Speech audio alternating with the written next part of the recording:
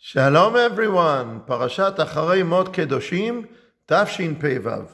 In Parashat Acharei Mot we find a pasuk that serves as a central source for the halachic principle that Pikuach Nefesh, saving a life, overrides the commandments of the Torah. You shall keep my statutes and my laws, which a person shall perform and live by them. V'chai bahem, Ani Adonai.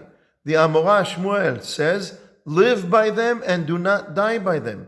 The commandments were given so that we may live in holiness, to sanctify Hashem's name in the world, not so that we die and are unable to sanctify His name. From here we learn that saving a life overrides the commandments, so that we may continue to live and fulfill the Torah and sanctify Hashem's name in the world. This idea is also expressed in several psukim in Tehillim, such as, what gain is there in my blood, in my descending to the pit? Will the dust thank you? Will it declare your truth? Or, Lo hamitim yehalleluya, the dead do not praise Hashem, nor do any who go down into silence. Va'anachnu nevarechya, but we, the living, will bless Hashem from now and forever, hallelujah, and other psukim. But what is striking is that this pasuk, v'chai bahem, and live by them, appears immediately before the list of forbidden relations between a man and a woman.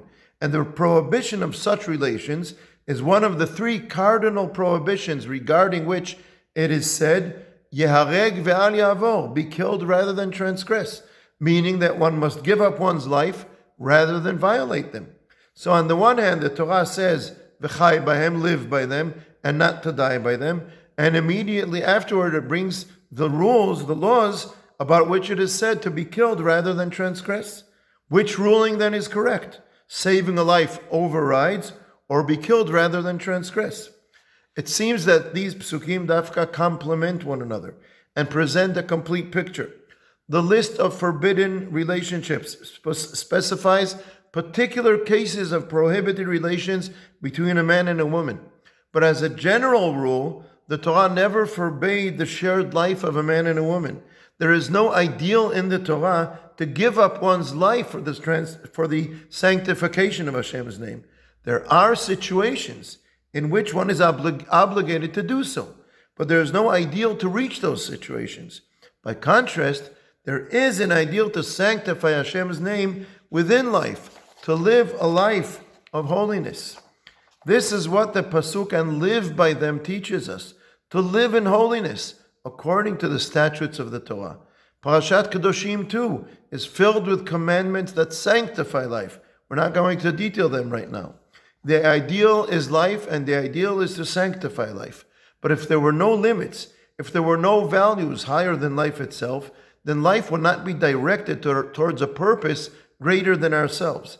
Therefore, there are certain defined boundaries, murder, of course, idolatry, these specific cases of forbidden relations detailed in the parasha, and other prohibitions in particular circumstances, such as in public or at a time of religious persecution.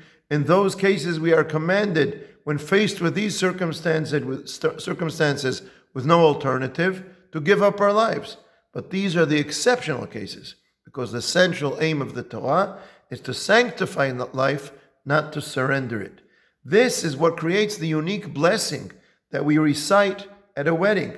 Baruch atah Hashem asher kiddushanu b'mitzvotav, who sanctified us with His commandments and commanded us regarding forbidden relations, and has forbidden us to certain relationships and permitted to us those that are allowed through marriage according to the law of Moshe and Israel. Baruch atah Hashem mekadesh amo Yisrael, who sanctifies His people, Am Yisrael, through chuppah and kiddushin.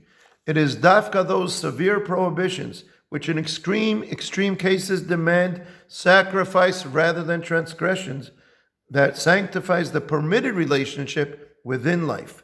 A man and a woman who marry according to the law of Moshe and Israel add holiness, add kedusha to Am Yisrael. They sanctify Hashem's name within married life and v'chai bahem, and live by them. In this way, we receive a Torah that teaches us how to connect with what is higher than us, and thus elevates us, and how all of Am Yisrael are to conduct themselves in a way that sanctifies Hashem's name within the life of the state, the people, and the society. Shabbat Shalom.